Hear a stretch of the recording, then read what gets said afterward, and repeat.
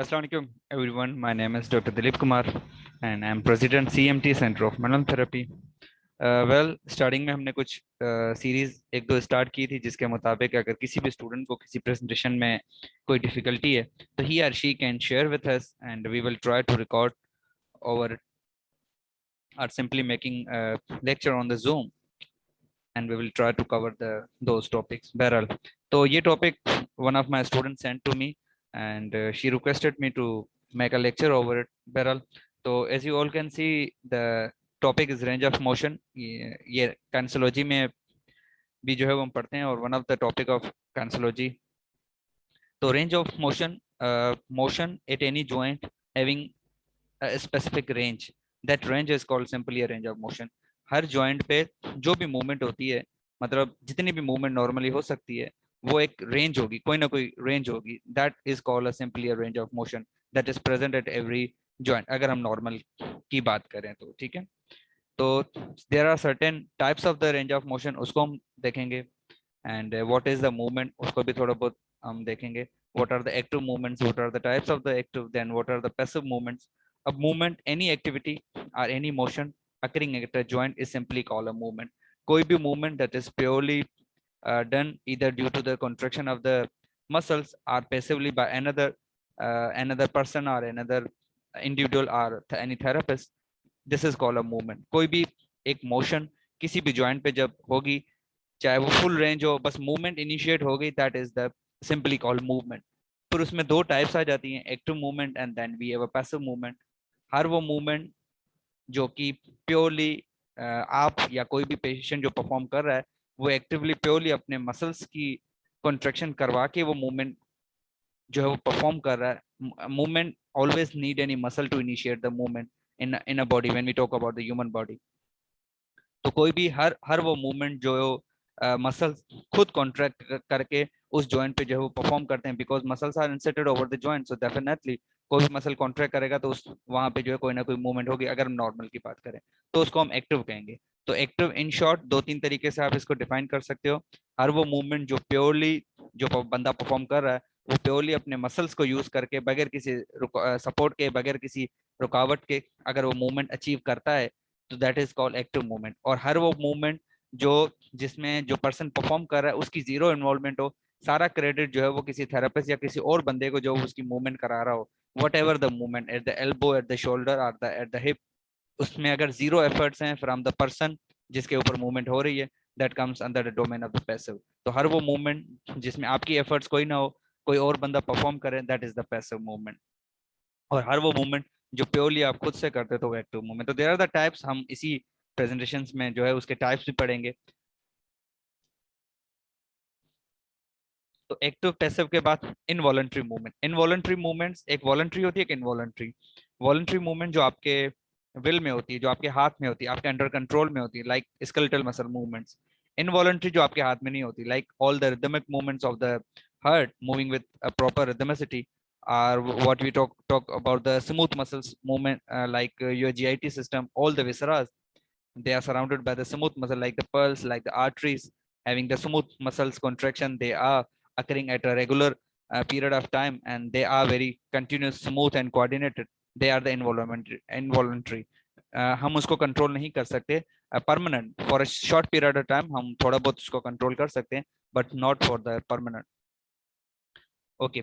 सो involuntary movement जो हमारे हाथ में नहीं होती, हमारे कंट्रोल में नहीं होती, और जो वॉलंटरी हमारे कंट्रोल में, like all the movements, flexion, extension, medial and lateral rotation, abduction, adduction, whatever we do, they are the voluntary, they are the skeletal muscles movement.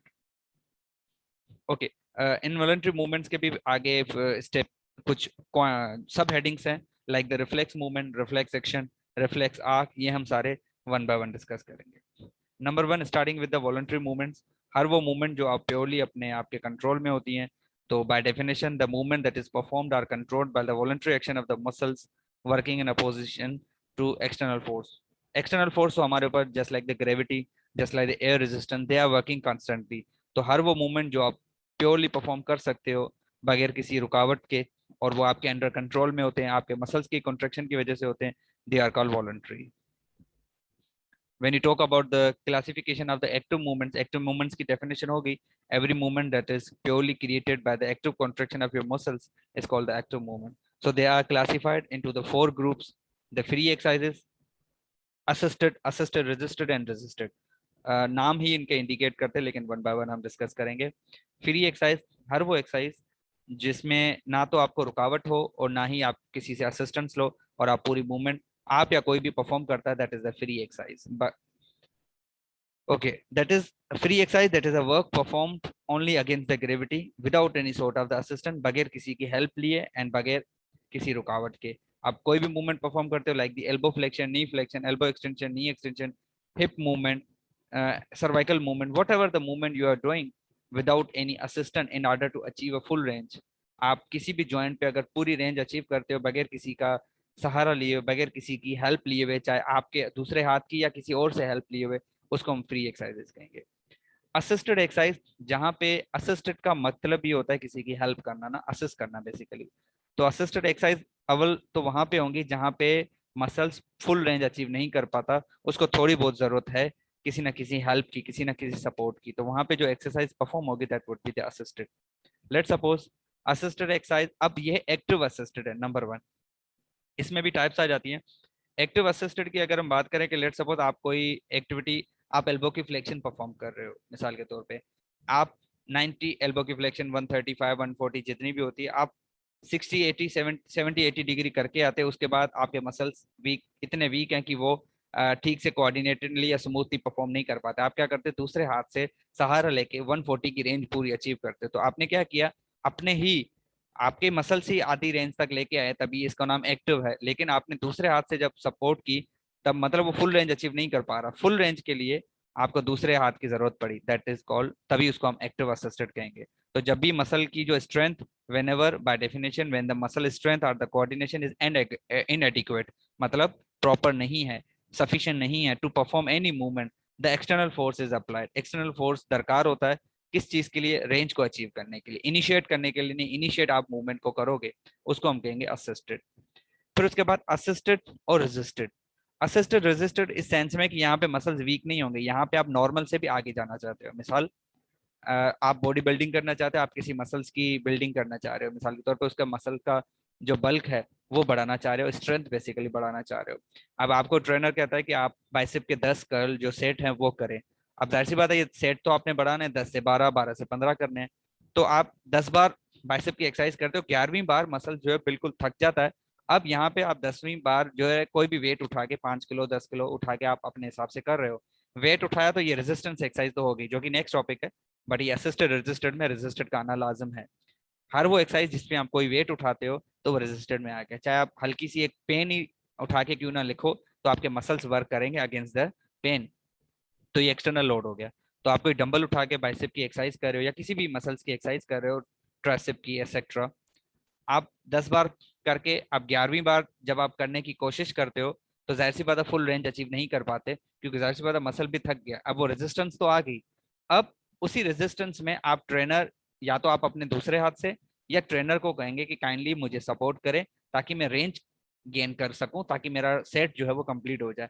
तो वहां पे देखें असिस्टेंस भी आ रही है, रेजिस्टेंस तो आप वैसे ही ले रहे थे, that is the assisted and resisted, जहां पे असिस्टेंस भी है, रेजिस्टेंस भी है। At one point strength is high, आपने 10 सेट कर लिए तो स्ट्रेंथ आपकी हाई होगी, लेकिन at the other muscle is weak, फिर आपके दूसरे मसल या उसी कह लें कि दूसरी पॉइंट पे वो वीक हो जाता है। मिसाल के तौर पे, क्यों, आप 11वां सेट लगा रहे थे तो वो अचीव नहीं कर पाता, 11वां सेट भी नहीं, 11वीं बार रिपीट कर रहे थे, ठीक है। Finally you have a resisted. Resisted जब आपको फोर्स या एक्सटर्नल फोर्स अप्लाई हो, आपकी मूवमेंट अगेंस्ट उसके काम करे, दैट इज सिंपली है resistance exercise. Just like simply strengthening exercise, आप कोई भी वेट उठाते हो, सिंपल जब पंजा लड़ाते हैं मिसाल के तौर पे दो लोग, तो जो एक दूसरे को रेजिस्टेंस एक्सरसाइजेस, रेजिस्टेंस वो वहां पे उसको गिराने की कोशिश कर रहा है, मतलब वो उसकी मूवमेंट के अगेंस्ट वर्क कर रहा है, और ए जो होगा वो उसके अगेंस्ट, दोनों एक दूसरे के अगेंस्ट काम करते हैं। तो दोनों एक दूसरे को क्या कर रहे हैं, रुकावट प्रोड्यूस कर रहे हैं। जो दोनों मूवमेंट परफॉर्म करना चाह रहे हैं वो उन दोनों को रेजिस्ट कर रहा है बेसिकली। या सिंपली आप डंबल उठाते हो या कोई भी आप जब वेट उठाओ हाथ से, इनफैक्ट आप मोबाइल पकड़ के भी अगर यूज करते हो, वो एंटी ग्रेविटी वर्क कर रहा है, मिसाल के तौर पे आपके जो भी एल्बो की फ्लेक्शन वगैरह हो रही है, so the muscles are getting some sort of the resistance. Resistance exercise अमूमन जो है वो स्ट्रेंथ गेन करने के लिए, ताकत गेन करने के लिए। एक्टिव मूवमेंट में one of them is free exercise. All you can see, ये जो लेडी परफॉर्म कर रही है without any assistance, without any resistance, she is doing the all movements are called free exercise, because इसमें उसने ना किसी चीज की हेल्प ली है, ना किसी चीज की कोई चीज इसको ज्यादा रुकावट कर रही, एक्सेप्ट द ग्रेविटी। ठीक है, टेबल ऑफ कंटेंट हम इसको वन बाय वन डिस्कस करते हैं। Free exercises, as we already have mentioned, the exercises that are perform by own muscular efforts, बगैर विदाउट एनी असिस्टेंस, बगैर किसी हेल्प के, आर रेजिस्टेंट, बगैर किसी रुकावट के, against the gravity. So the free exercises they can induce the relaxation because of the rhythmic and pendular nature of the exercises. आपको relax, थोड़ा सा बॉडी को रिलैक्स कर सकते हैं, बिकॉज डेफिनेटली फ्री एक्सरसाइज आप हल्की फुल्की अगर करते हो तो आपका ब्लड सर्कुलेशन भी जो वो सेट होता है, और आपके मसल्स को, हर मसल्स को जिस जिसकी एक्सरसाइज कर रहे हो उसकी, उसको ब्लड सप्लाई प्रॉपर पहुंचती है, you feel some sort of the relaxation. It maintain the muscle tone. Muscle tone को भी हम कभी डिस्कस करेंगे, it's a partial state of contraction. अगर आप किसी मसल को यूज ना करें, यूटिलाइज ना करें, it will go under the depletion. Not एक दो दिन की बात नहीं है, but it takes time, but वो मसल्स खत्म होता जाएगा। तो मसल्स को एक्टिव रखने के लिए उसको हल्की बोल्की एक्सरसाइजेस की जरूरत है। Contraction coordination by the natural pattern, there is a very natural pattern. आप फ्री एक्सरसाइज जब करते हो तो very natural pattern, you get some sort of the body coordination. Muscles को, जाहिर सी बात है, मसल्स को स्टिमुलेट करने के लिए, एक्टिवेट करने के लिए नर्वस कंट्रोल का होना लाजिम है, and ultimately you get a some sort of the coordination. Muscles अपनी टोन में रहेंगे, मसल्स अपनी स्ट्रेच एक्सटेंसिबिलिटी में रहेंगे, definitely you get some sort of the coordination. And finally the confidence to perform and control the movement. When you do some sort of the exercise, internally you feel some sort of the relaxation, your blood gets improved, your circulation is improved, so ultimately you feel some sort of the confidence at all. What are the advantage, जैसे कि हम थोड़े बहुत discuss कर चुके हैं, free exercises से patient को जो है वो क्योर फॉर द पेशेंट। हम जब उनको होम प्रोग्राम रिकमेंड करते हैं बीइंग अ थेरेपिस्ट, तो अल्टीमेटली वो फ्री एक्सरसाइजेस करता है बगैर किसी सपोर्ट हेल्प के, तो वो फ्री एक्सरसाइज घर पे कर रहा है, तो वो उसके लिए ज्यादा बेहतर है। Patient can master the technique once perform. Patient जो भी एक्सरसाइज करेगा, जब उसकी प्रैक्टिस करेगा तो वो उसमें मास्टर हो जाएगा, तो that would be more beneficial for him और her. And finally it has a great role in rehabilitation. अगर एक बंदा जिसको रिहेबिलिटेशन की जरूरत है, वो सिर्फ थेरेपिस्ट के पास आके 20 या आधे घंटे की एक्सरसाइज करा रहा है, 23 साढ़े 23 घंटे उसका मसल कोई काम नहीं करता, तो डेफिनेटली उसको इतना फायदा नहीं होगा। तो अल्टीमेटली उसको घर पे भी थोड़ा बहुत जो है वो करना चाहिए। और डिसएडवांटेजेस ये हैं कि अगर जो न्यूरोमस्कुलर सिस्टम किसी को प्रॉब्लम है, कोई भी neuromuscular like upper motor neuron lesion या लोअर मोटर न्यूरॉन लियन या Parkinson disease, whatever the mental disorders are, उनके लिए थोड़ा सा इनसफिशियंट है, because they need a very confident and very convenient supervision in order to perform any sort of the movement. Or patient with the brain damage or muscle paralysis, they can't cooperate, like the cerebral palsy, like the Parkinson, इनके बीच में इनकोऑर्डिनेशन होती है, तो they can't follow your instruction at the home individually या without any supervision. Classification of free exercises में दो आ जाती हैं, एक है लोकल, एक है जनरल। लोकलाइज्ड में जब आप किसी स्पेसिफिक जॉइंट की बात करते हो, लेट सपोज उसको आपने फ्रोजन या शोल्डर के लिए आपने एक्सरसाइज रिकमेंड कर दी, वो घर पे जाके सिटिंग में, स्टैंडिंग में या किसी भी पोजीशन में सिर्फ शोल्डर को मूव कर रहा है, पेंडुलर एक्सरसाइजेस कर रहा है, तो उसने लोकलाइज्ड स्पेसिफिक जॉइंट्स की मूवमेंट वो परफॉर्म कर रहा है ना, ना कि पूरे बॉडी की, तो वो लोकलाइज्ड कहलाएगा। जनरल तब होगा, लेट सपोज आपने उसको रिकमेंड कर दिया जाओ जॉगिंग करो, रनिंग करो, तो जब वो जॉगिंग करता है, रनिंग करता है, तो बहुत सारे, in fact most of the body joints, almost body joints involve हो जाते हैं। तो जब एक या दो से जाहिद ज्वाइंट्स एनरोल्ड हो किसी भी एक्सरसाइज में, तो वो मल्टी जनरल एक्सरसाइज कहलाती है। और जब वो फ्री एक्सरसाइज जिसमें सिर्फ specific joint, targeted desirable joints involve होते हैं, तो वो लोकलाइज्ड कहलाते हैं। ठीक है, okay. Then we have a general exercises. General exercises में we have a subjective and then we have a objective. Subjective exercises, अगर हम जनरल एक्सरसाइजेस की बात करें जो जिसमें मल्टीपल जॉइंट्स इन्वॉल्व होते हैं, उसमें भी सब्जेक्टिव एक्सरसाइजेस में these are the formal and general anatomical movement that is performed in full range. आपने देखोगा मोस्ट ऑफ द लोग जो स्ट्रेचेबिलिटी वगैरह करते हैं, तो वो फुल रेंज में उसको परफॉर्म कर रहे होते हैं। ये जनरल की भी एक दो टाइप्स हैं। ऑब्जेक्टिव में क्या होता है कि patient attention is required for a particular aim, or there's a presence of a goal like standing, arm stretching upward। मतलब सब्जेक्टिव मतलब उसमें वो फुल रेंज तक उसको लेके जाएगा। मिसाल के तौर पर वो एक जनरल एक्सरसाइजेस कर रहा है और वो फुल रेंज तक सारी मूवमेंट परफॉर्म किए जा रहा है। लेकिन ऑब्जेक्टिव में पेशेंट की अटेंशन दरकार होगी, उसको स्पेसिफिक ज्वाइंट, लेट सपोज आपने आर्म की स्ट्रेचिंग करनी है, अपवर्ड लेके जाना है, आपने डाउनवर्ड, एक स्पेसिफिक वो एक्सरसाइजेस सिर्फ मखसूस एक्सरसाइजेस करेगा। तो हैं दोनों जनरल की टाइप जिसमें बॉडी के मल्टीपल जॉइंट्स इन्वॉल्व होंगे, लेकिन उसमें भी एक फर्दर क्लासिफिकेशन आ जाती है कि लेट सपोज जनरल एक्सरसाइज में भी उसको एक अटेंशन के तौर पे बताया जाए कि आपने इन दोनों जॉइंट्स की करनी है, आपने हिप और आर्म की करनी है, फुल बॉडी उसको ना इंक्लूड किया जाए मिसाल के तौर पे, दो से जाहिद ही हैं लेकिन स्पेसिफिक अटेंशन दी जाती है, तो वो ऑब्जेक्टिव कहलाएगी। ठीक है, then we have a techniques for the free exercises. Free exercises के लिए भी टेक्निक्स होती हैं, पेशेंट को इंस्ट्रक्शन देती हैं, स्पीड ऑफ एक्सरसाइज डिसाइड किया जाता है, ड्यूरेशन डिसाइड किया जाता है। इंस्ट्रक्शन ऑफ पेशेंट, जिसमें पेशेंट को किया जाएगा कि भाई आपके सामने आप पहले तो उसको डेमोन्स्ट्रेशन करके दिखाते हो being a therapist, and then you command की focus on cooperate with me and do just like I am doing. तो फिर आप उसको गाइड करते हो, पेशेंट की इंस्ट्रक्शन और पेशेंट की attention cooperation very much needed.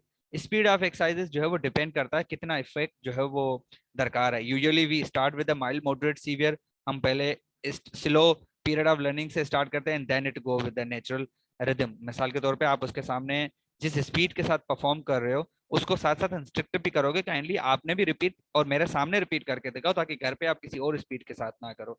Let's suppose आप 1 मिनट में 5 रिपीटेशन करते हो कोई भी एक्सरसाइज की, वो 1 मिनट या 2 मिनट में करे मिसाल के तौर पे स्लो हो, या आधे मिनट 30 सेकंड में ही सारी एक्सरसाइजेस कर ले, तो स्पीड मैटर करती है। पहले आपने स्लोली उसको मूव ऑन कराना होता है, definitely depends upon the age and other factors also.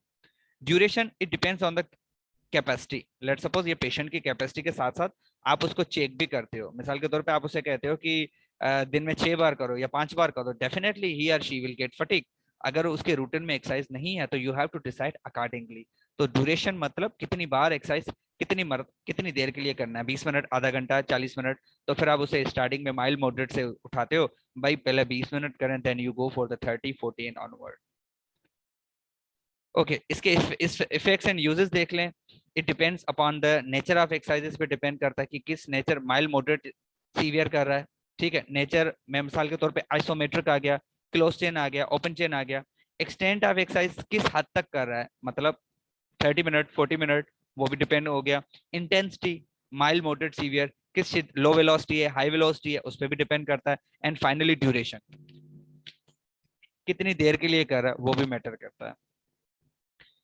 Okay, effects and uses for the free exercises. Number one, it gets relaxation because the body's circulation gets improved. So definitely, internally, he or she will feel some sort of the confidence, and ultimately, the muscles will get relaxed. Joint mobility, the best example of the joint mobility से बचाने के लिए आप ultimately उसको exercise recommend करते हो। Let suppose जब भी कोई ऐसी कंडीशन हो जाती है जिसमें पेशेंट बेड रिटर्न हो जाता है, तो वहां पे भी उसको पैसिव एक्सरसाइजेस कराना लाजम है। तो जॉइंट मोबिलिटी को बरकरार रखने के लिए active exercises they are needed. Muscle power and tone, definitely muscles में उसके मसल्स का पावर भी जो है बरकरार रहेगा। Then neuromuscular coordination, nerves and muscles, every muscle is getting stimulated by the nerve, and at a regular period of time definitely he or she will develop some sort of the good neuromuscular coordination. And finally the confidence, as we have already discussed, and circulatory and respiratory corporation. Definitely हम जब exercises करते हैं, तो जब हम exercise physiology में भी यही चीजें पढ़ते हैं, उसकी ब्लड सर्कुलेशन इंप्रूवमेंट रहती है, उसका जो कार्डियक रिदम है, उसकी जो हार्ट बीट है उसके अकॉर्डिंगली होती है। लेट सपोज एक एथलीट है, जब वो रनिंग करेगा तो प्रोबेबली 5 किलोमीटर के बाद भी वो ना थके, और एक बंदा जो कभी जॉगिंग नहीं करता वो जल्दी थक जाएगा, क्योंकि उसका कार्डियो अपना है, उसका कार्डियो इतना मेंटेन्ड हो गया है कि वो जब जॉगिंग 2 किलोमीटर के बाद करे तो जाके उसकी हार्ट बीट बढ़ना शुरू हो जाती है। लेकिन हम 2 कदम भी लेंगे हमारी हार्ट बीट बढ़ जाएगी। तो we have a different cardiovascular systems. Okay, how the relaxation is patient getting, rhythmic swing and pendular movement जो वो परफॉर्म कर रहा है, that helps in the relaxation of the hypertonic muscle, hypertonic जिनकी tone बढ़ जाती है। reciprocal inhibition help in the relaxation of the opposite muscle. what is the reciprocal inhibition? जब भी आप किसी जॉइंट पे कोई मूवमेंट परफॉर्म करते हो, तो जब आपके जो मसल्स के एगोनिस्ट हैं जब वो कॉन्ट्रैक्ट करेंगे, अल्टीमेटली बॉडी जो उसी मसल के जो अपोजिट होंगे उनको इनहिबिटरी मैसेज भेजती है ताकि वो रिलैक्स हो जाए, क्योंकि दोनों मसल एगोनिस्ट एंटागोनिस्ट एक साथ कॉन्ट्रैक्ट करेंगे तो आप मूवमेंट नहीं परफॉर्म कर पाओगे। Let suppose when you perform elbow flexion, तो एल्बो एक्सटेंशन जो ट्राइसेप है उसका रिलैक्स होना लाजिम है, otherwise you can't perform the elbow flexion. Same for when you perform the elbow extension, तो एल्बो फ्लेक्सर का रिलैक्स होना लाजिम है। So when you perform elbow extension, tricep gets facilitatory message in order to get the contraction of the tricep in order to perform the elbow extension. Same उसी वक्त the body or the brain is sending impulse inhibitory messages to bicep या to the elbow flexors so that they get relaxed and it allow the elbow extension. ठीक है. और एक word होता है autogenic inhibition, उसमें सेम साइड के muscles जो है कुछ अरसे के बाद रिलैक्स, जो कॉन्ट्रैक्ट करेगा कुछ पीरियड के बाद वही रिलैक्स होना शुरू हो जाएंगे, उसको ऑटोजेनिक इनहिबिशन कहा जाता है. बहरहाल तो रेसिप्रोकल इनहिबिशन में अपोजिट साइड के मसल्स रिलैक्स फील करते हैं. ठीक है. Okay, joint mobility, how the free exercises are promoting the joint mobility. Normal range of motion is also maintained by the full range of motion exercises. When movement is limited, rhythmically swinging exercise plus overpressure at the end of free range increases the range. जब भी किसी की थोड़ी बहुत hypermobility होती है, चाहे वो bony restriction ना हो, but due to some sort of the muscle shortening or other structure, तो हम उसको end range पे ले जाके मसल वो नॉर्मल से थोड़ा कम है, मतलब हाइपर मोबिलिटी में, तो हम उसकी थोड़ी सी स्ट्रेचिंग करके हम उसको एंड रेंज में लाके ओवर प्रेशर भी देते हैं ताकि आपकी रेंज मेंटेन रहे. इसी तरह फ्री एक्सरसाइजेज जो है वो हाइपर मोबिलिटी या जॉइंट मोबिलिटी को प्रोमोट करते हैं. हाइपर मोबिलिटी को नहीं, हाइपर मोबिलिटी को रिड्यूस करते हैं, जॉइंट मोबिलिटी को प्रोमोट करते हैं. मसल पावर किस तरह कि जब आप एक्सरसाइजेस करते हो तो मसल की टोन बरकरार रहती है, तो अल्टीमेटली उसमें टेंशन डेवलप होगी. अल्टीमेटली मसल जब भी कोई स्टिमुलेट होगा it will develop the tension, इधर then it contact or lengthen whatever, but the tension will be developed. This is one of the muscle characteristic. मेरी एक वीडियो बनी हुई है the behavioral properties of a muscle from a biomechanics book, वो भी उसमें ये सारी प्रॉपर्टीज मेंशन्ड है. तो टेंशन उसमें ज्यादा होगी whenever a muscle performed at a greater speed on a less than normal. Definitely muscles का पावर भी जो है वो मेंटेन रहता है. It all depend upon the tension developing. तो एक बंदा जो रोज हल्की फुल्की एक्सरसाइजेस करता है तो उसका टोन बरकरार रहता है, उसका जब टोन बरकरार रहेगा तो उसका पावर भी जो है वो अपना होगा, उसका पावर अच्छा होगा in fact. And finally we have discuss the neuromuscular coordination. It is ultimately improve by the repetition of exercise. जब आप एक एक्सरसाइज बार बार करते हो तो आपका न्यूरोमस्कुलर कोऑर्डिनेशन जो वो स्ट्रॉन्ग हो जाता है. Activities that require concentration are much, let suppose मैं इसका बेस्ट एग्जांपल दूंगा कि जब आप कोई भी गेम खेलते हो, मिसाल के तौर पे जब आप एक बॉल को कैच कर रहे हो तो आप बॉल की तरफ, हाथ की तरफ बार बार नहीं देखते कि भाई मेरे हाथ से गिर तो नहीं जाएगा. It's all the coordination of your brain. आपका ब्रेन ऑटोमेटिकली हाथ आपके उस डिस्टेंस या उस डिस्प्ले उस मुफासले पे खोल जो है वो ओपन कर देगा, खोल देगा जहां पे बॉल जाके. ये क्या है, ये कोऑर्डिनेशन है मसल्स की कि इतना जाके. तो that is basically a sense of the brain in order that detects and ultimately it gives the response. इसके अलावा neuromuscular coordination whenever you stimulate, जो रिफ्लेक्स एक्शन होता है, that's also a classic example of neuromuscular coordination. और confidence we have already discuss. आपका जो blood circulation है, जाहिर सी बात है एक आपकी बॉडी अचीव कर रही है कोऑर्डिनेटेड एंड स्मूथ मूवमेंट को, ultimately your body gets some sort of the confidence.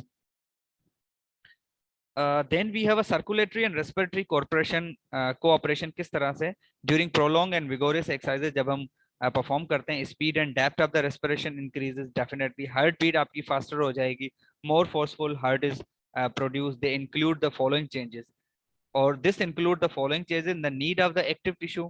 Number one, किस चीज पे डिपेंड करता है, preparation for the activity.